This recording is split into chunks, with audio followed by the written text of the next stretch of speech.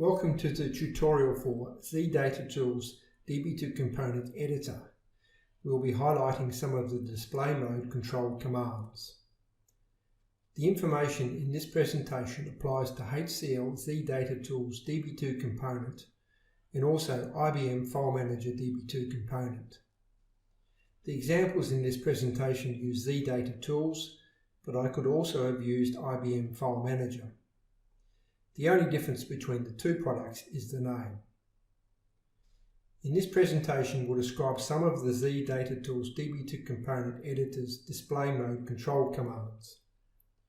We'll be covering how to access the online help for the display mode control commands, the hide and show commands, the hold and free commands, the HEX and LHEX commands, the order command, the width command.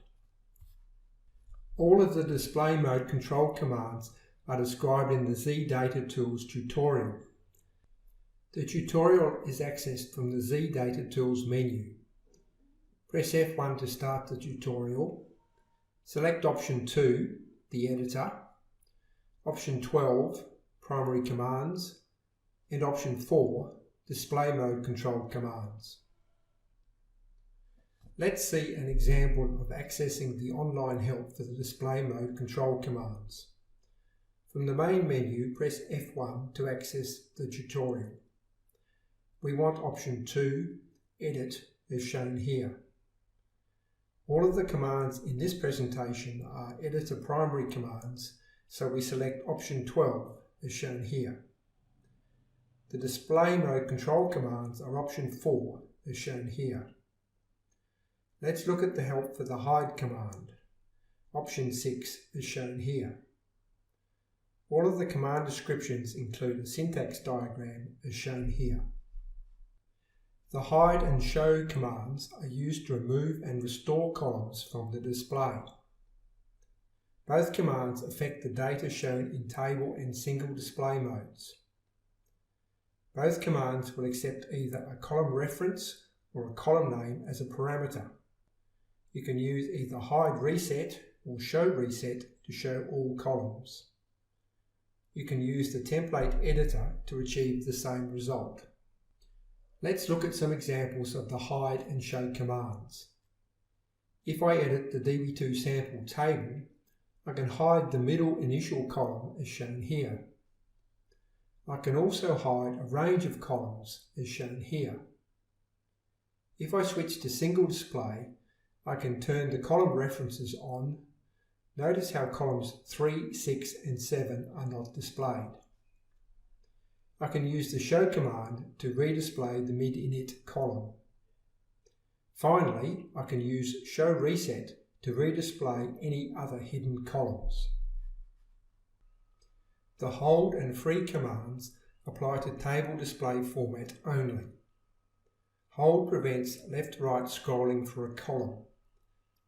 A held column moves to the left of the display and remains there regardless of any left or right scrolling. Free is used to release a held column, which returns to its normal display position. Both commands will accept either a column reference or a column name as a parameter. You can use hold reset or free reset to release any held columns. You can use the template editor to achieve the same result.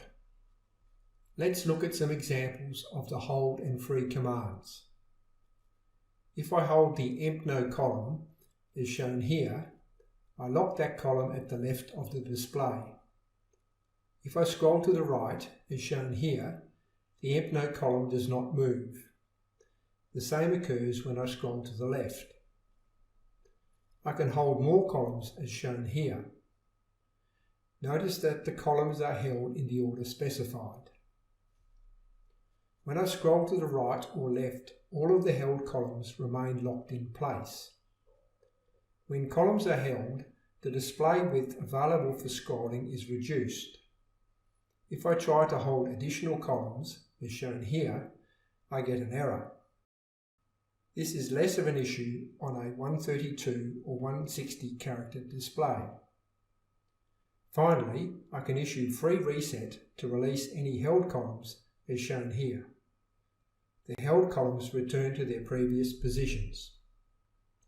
The HEX and LHEX commands display data in hex format.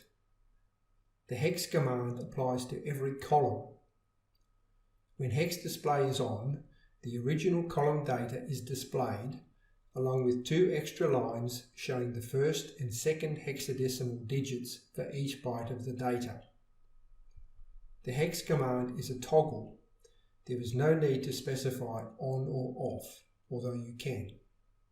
The LHEX command only applies to columns with character data. You can apply the LHEX command to one or more columns using a column reference or column name. The LHEX display shows each byte as 2 hexadecimal digits, so the display width for the column increases. You can use LHEX reset to turn off the LHEX display for all columns. The template editor can be used to achieve the same effect. Let's look at some examples of the HEX and LHEX commands. If I turn HEX on as shown here, notice that the original data is still displayed. There are 2 additional lines shown. The top line has the first hex digit, the bottom line has the second hex digit. If I scroll to the right, notice the display for numeric fields shows the number of bytes in the underlying data. For example, 2 bytes for the small int field and 5 bytes for the packed decimal field. Let's turn HEX off and look at LHEX. If I turn LHEX on for all columns, notice how the original character data is replaced by a string of hex digits. This is long hexadecimal format. Notice the scale line has spaces to show 2 display characters for each byte. If I scroll to the right, notice how the numeric columns are not affected. I can change the LHEX display for an individual column as shown here.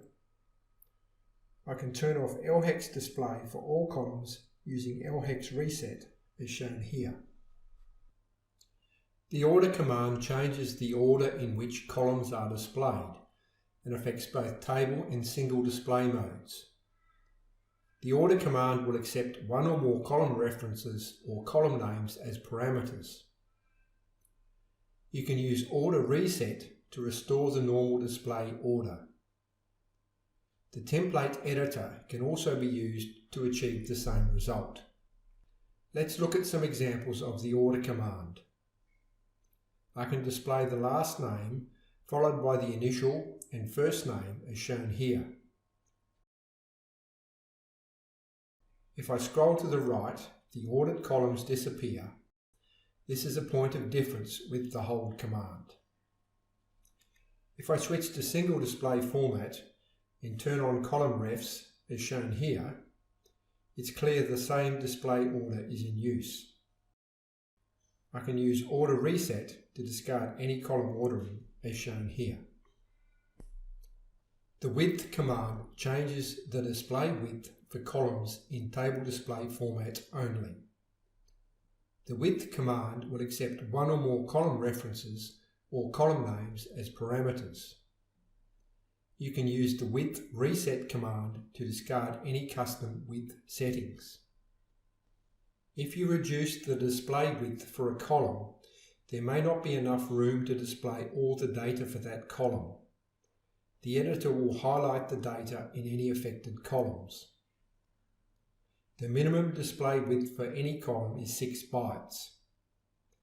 The maximum display width for a column is data type dependent. See the help for the width command for details. The template editor can also be used to achieve the same result. Let's look at some examples for the width command. I can reduce the display width for the last name column as shown here. All of the data values displayed fit within the new display width. If I reduce the display width further, as shown here, the data for 2 rows is highlighted. Data for the highlighted columns is truncated. If I change the value as shown here and then reset the display width, notice how any undisplayed characters have been discarded. In this case, the last N has been lost. For short character fields, the maximum display width is 30 characters, as shown here. If I try to increase the width further, I get an error. I can use width reset to restore the default display widths for all columns.